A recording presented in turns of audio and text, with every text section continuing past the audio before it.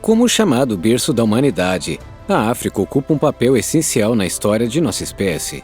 Muitos anos atrás, a forma primitiva do homem viu a luz do dia aqui, que domesticou o fogo e desenvolveu tecnologias de ferramentas inteligentes. E o continente africano ainda esconde inúmeros mistérios arqueológicos, muitos dos quais ainda aguardam para serem descobertos e compreendidos. Antes de começarmos, não se esqueça de clicar no botão de curtir e tocar o sino de notificação para mais vídeos. Juntamente com você, queremos dar uma olhada em várias descobertas extremamente incomuns, que regularmente causam debates acalorados por entre os especialistas. Círculos. Deciframos o código genético humano e estamos enviando sondas espaciais para os cantos mais distantes do Sistema Solar. E ainda assim, não conseguimos resolver o mistério dos círculos de fadas. Em detalhe, estes são pontos nus, quase circulares, em paisagens de relva seca na África Austral. Enquanto isso, porém, fica claro que a África não é exclusiva desse estranho fenômeno paisagístico. Os círculos de fadas também podem ser encontrados na Austrália. No que diz respeito ao pano de fundo do surgimento, os especialistas devem entrar no campo da especulação. Cupins, fatores geológicos e a auto-organização da natureza são discutidos como os criadores das misteriosas formas. O fato de as estruturas estarem sujeitas a algo como um ciclo fixo da existência não é menos misterioso. Observações de longo prazo com satélites mostraram que os objetos desaparecem após 75 anos, no máximo, tão misteriosamente quanto apareciam antes. Filho de Tong. É sabido hoje que a África é considerado o berço da humanidade, mas nem sempre foi assim. Quando a chamada criança Tong foi descoberta na África do Sul em 1924, um profundo choque surpreendeu os especialistas mais conservadores. Como o fóssil mais antigo de um ancestral humano na época, o achado sensacional confirmou uma hipótese anteriormente apresentada por Charles Darwin. Os humanos modernos vêm da África. Além de o crânio, com mais de 2 milhões de anos, ser encontrado, os especialistas acreditavam que o berço da humanidade estava na Ásia. Embora o australiano Raymond Dart tenha descoberto o fóssil há quase 100 anos, ele ainda é um dos 3 achados mais importantes da paleoantropologia. Círculos de pedra da Senegâmbia. Embora os círculos de pedra da Senegâmbia também sejam chamados de Stonehenge da África, eles diferem significativamente de sua contraparte na Grã-Bretanha. Em um aspecto, eles não são uma única estrutura, mas sim uma multiplicidade de formações que foram encontradas ao longo dos séculos, na Gâmbia e no Senegal, com mais de 100 círculos de pedra e túmulos espalhados por uma área de 350 km por 100 km. O local incorpora a maior concentração de círculos de pedra do mundo. Não está claro exatamente quando os primeiros blocos de pedra talhada, pesando em média 2 toneladas, foram lançados no ar. No entanto, os especialistas assumem que a maioria das estruturas foi construída entre o século III a.C. e o século XVI d.C. A questão de saber se os círculos de pedra foram construídos antes ou depois dos primeiros túmulos também permanece sem resposta. O que essas testemunhas silenciosas do passado nos dizem sem dúvida, porém, é o contexto social necessário para a construção da usina. Só uma comunidade bem organizada poderia colocar em prática um projeto tão exigente. No entanto, este ponto vem com um grande problema. Ainda não sabemos quem realmente criou os círculos de pedra senegambianos. Nesse sentido, os ancestrais do povo Jola, os Wolof e os Serer, ganharam destaque nos debates. Homo naledi. A Rising Star Cave na África do Sul é um dos sítios arqueológicos mais importantes de nossos ancestrais. O avanço absoluto ocorreu em 2013. Os pesquisadores conseguiram abrir uma passagem de difícil acesso, que estava repleta de ossos antigos de hominídeos. Como o acesso à câmara não tem mais de 20 centímetros de largura, na preparação do projeto, foi feita uma busca específica por, entre aspas, ajudantes estreitos e minúsculos. Com sucesso, entre 2013 e 2014, mais de 1.500 ossos foram recuperados na Rising Star Cave. Entre eles estavam os restos mortais do Homo naledi, uma espécie extinta do gênero Homo, até então desconhecida da comunidade científica. Inicialmente, os pesquisadores consideraram concebível uma idade de até 2,5 milhões de anos, mas como resultado de análises detalhadas, isso teve que ser corrigido para um máximo de 335 mil anos. Os fósseis mostraram que o Homo naledi tinha cerca de 1,5 metro de altura e pesava entre 40 e 55 quilos. Como os ossos dos dedos eram relativamente longos e fortemente curvos, é razoável concluir que essa espécie era uma excelente escaladora. Ao mesmo tempo, a disposição dos ossos da mão sugere que o Homo naledi também poderia fazer e usar ferramentas de pedra. Por que os restos mortais foram recuperados na caverna de difícil acesso é incerto. As investigações sugerem que a passagem não era habitada, mas indivíduos podem ter entrado deliberadamente na câmara para depositar seus mortos. Se isso estiver correto, teríamos que reconsiderar nossa visão atual da história. Até agora, o enterro dos mortos era atribuído apenas aos humanos modernos e aos neandertais. Sky Stone. Até hoje, ainda estamos confusos sobre o verdadeiro pano de fundo da Sky Stone. No entanto, se seguirmos uma antiga lenda da população local, a questão é clara. Originalmente, os objetos azuis brilhantes eram habitantes do céu. Porque estes despertaram a ira de Deus, eles foram transformados em pedras e esmagados no chão. Depois que Ângelo Pittoni se deparou com a estranha estrutura em Serra Leoa, no início dos anos 90, ela despertou o interesse de muitos cientistas internacionais. A análise do material mostrou que a pedra celestial é composta por 77% de oxigênio e 20% de carbono e sal. A natureza incomum do objeto sugere que ele é realmente de origem extraterrestre, tendo chegado à Terra entre 2500 e 17 mil anos atrás. Com o tempo, partes do Sky Stone chegaram à posse de vários colecionadores que consideram seus misteriosos tesouros extremamente valiosos. Esferas de Klerksdorp.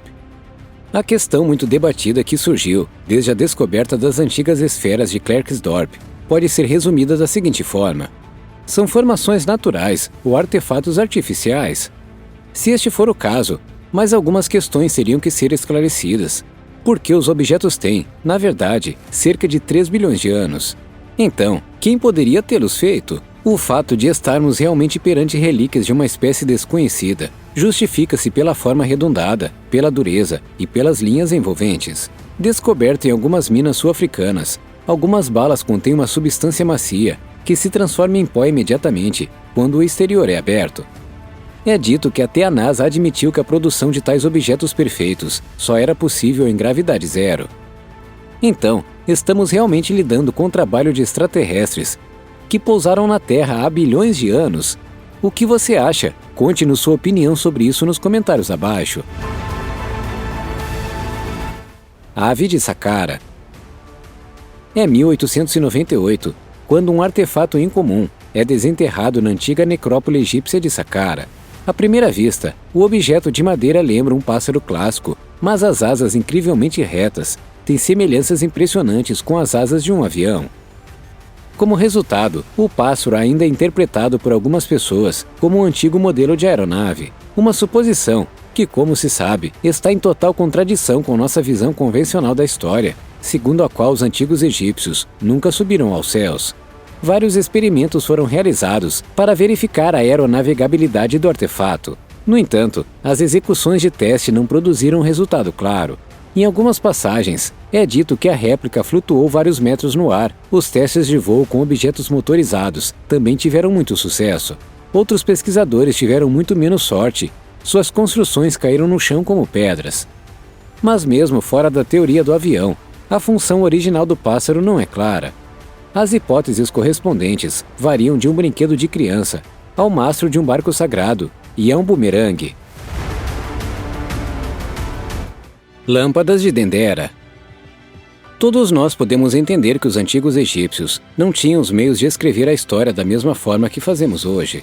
Por causa disso, a maioria das informações sobre sua cultura e vida cotidiana foram perdidas no tempo. No entanto, parece que os egípcios queriam fazer tudo ao seu alcance para garantir que sua história durasse o maior tempo possível. Para fazer isso, eles desenvolveram um complicado sistema de escrita que usava imagens de objetos comuns, como pássaros e outros animais, para documentar sua história. Hoje em dia, esse estilo de escrita é conhecido como hieróglifos, e percorremos um longo caminho para entender como esse sistema de escrita funciona, e descobrimos muitas histórias que os escritos transmitem. No entanto, uma das histórias mais interessantes que foram compartilhadas por meio de hieróglifos parece mostrar uma versão antiga de uma lâmpada que até hoje permanece sem solução. O problema com imagens como essa é que, até onde sabemos, os egípcios não teriam como criar uma versão rudimentar da lâmpada moderna. Embora, de qualquer forma, as imagens e entalhes a que temos acesso parecem mostrar, em detalhes perfeitos, uma representação de uma lâmpada moderna.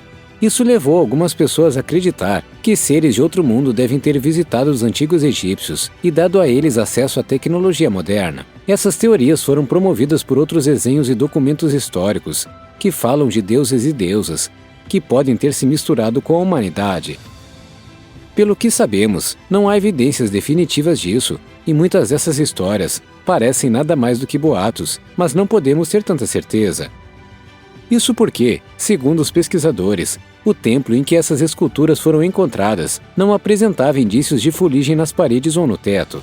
Isso significa que as tochas não teriam sido usadas nessa área, ou se foram, não foram usadas com muita frequência. Portanto, se for esse o caso, agora os visitantes seriam capazes de ver a sala ao seu redor, a menos que tivessem acesso a alguma forma alternativa de luz, possivelmente uma lâmpada.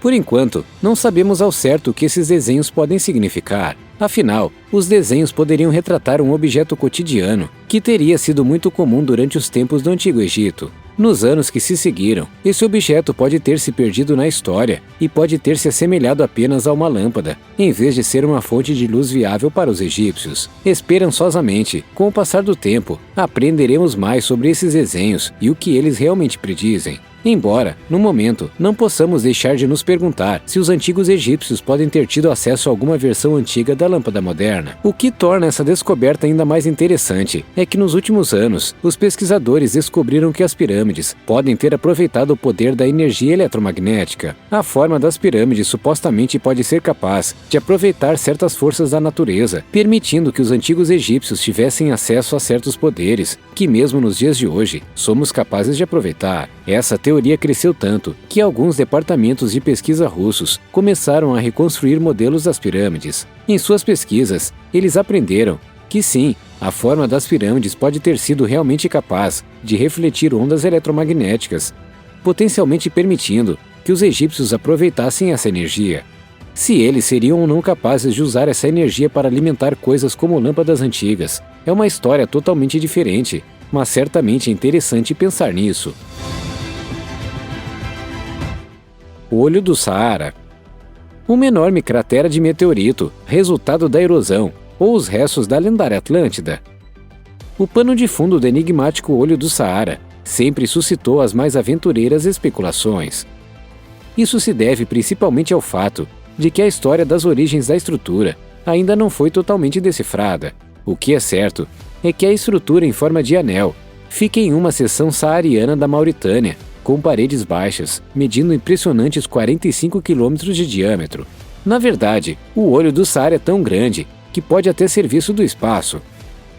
Por esse motivo, o objeto já foi usado várias vezes pelos astronautas como ponto de referência. Como surgiu o Olho do Saara? A enigmática estrutura geológica, localizada na Mauritânia, colocou muitas questões para os especialistas ao longo de inúmeras décadas. A princípio, os pesquisadores suspeitaram que o Olho do Saara, também conhecido como a estrutura de Richat, foi criado como resultado do impacto de um meteorito. No entanto, o fato de não terem sido encontradas rochas de impacto no suposto ponto de colisão fala contra essa tese. Outras teorias são baseadas na suposição de que o Olho do Saara foi formado devido a explosões vulcânicas. Soma-se a isso a ideia de que a enigmática estrutura resultou da erosão natural. De fato, a estrutura da paisagem é tão grande que pode até ser vista do espaço. Por isso, o Olho do Saara já serviu de importante ponto de referência para algumas missões espaciais. No entanto, existe uma teoria ainda mais bizarra, que tem muitas evidências para apoiá-la. Essa teoria não é nova de forma alguma. Porém, No passado recente, um youtuber com o nome de canal, Bright Insight, propôs uma teoria de que o Olho do Saara pode ter sido realmente o local da cidade perdida de Atlântida. De acordo com essa teoria, o Olho do Saara se encaixa em todas as descrições fornecidas por Platão, quando ele encontrou a cidade há milhares de anos.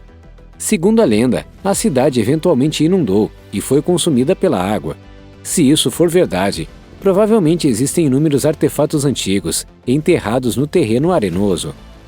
Bright Insight sugere que vale a pena explorar e escavar a área, para tentar entender melhor o que é essa estrutura bizarra. Sua teoria afirma que muitas das grandes formações que ainda podem ser vistas em imagens de satélite da área mostram que existem grandes depósitos de sal na areia. Ele afirma que essas formações de sal teriam se acumulado ao longo de centenas de anos, devido à água salgada que corria anteriormente pela área. Ele se sente tão confiante de que sua teoria está correta, que até ofereceu uma recompensa de $10.000 para qualquer um que pudesse viajar para a área e procurar ossos de peixes ou outros artefatos. Sua teoria também detalha os escritos de Platão, e como vários grandes barrancos parecem se alinhar perfeitamente com o local onde Platão descreveu os rios e outras massas de água que fluem para dentro e para fora da cidade. Platão também afirmou que haveria corpos de água salgada e doce na área, o que parece ser verdade também. Essa teoria tem sido debatida por muitos pesquisadores históricos tradicionais, como Graham Hancock. No entanto, ninguém foi capaz de refutar essa teoria completamente. Com toda a probabilidade, o Olho do Saara pode muito bem ser o local de descanso de milhares de pessoas que morreram na enchente que reivindicou a cidade perdida de Atlântida, se tal cidade realmente existiu todos esses anos atrás. A cidade perdida de Aton. Se olhássemos para cerca de 3.400 anos na história da humanidade, poderíamos ver a antiga cidade egípcia de Aton. Este povoado estaria localizado a cerca de 5 quilômetros de Luxor. A cidade recebeu o nome do deus Sol egípcio, que compartilhava o mesmo nome. Pelo menos é o que reunimos, a partir de registros históricos que conseguiram resistir ao teste do tempo. Por incontáveis anos, acreditou-se que essa cidade havia se perdido no tempo. No entanto, em 2020, os pesquisadores conseguiram finalmente limpar as ruínas da cidade para que pudéssemos ver mais de perto como teria sido a vida tantos anos atrás e, possivelmente, até resolver alguns mistérios egípcios antigos. Não sabemos muito sobre a cidade com certeza, mas temos motivos para acreditar que a cidade pode ter sido, em algum momento, a maior metrópole de todo o Egito Antigo. Temos evidências que sugerem que a cidade teria estado na vanguarda da cultura egípcia, permanecendo como uma cidade onde o comércio teria ocorrido, bem como inúmeros outros atos de negócios. Certamente, Aton teria sido o epicentro de quase todos os negócios importantes que ocorreram no Egito Antigo e provavelmente teria sido a cidade econômica e administrativa mais importante da época. Quando a cidade foi construída, o Antigo Egito estaria em seu auge. A descoberta e a pesquisa em torno dessa cidade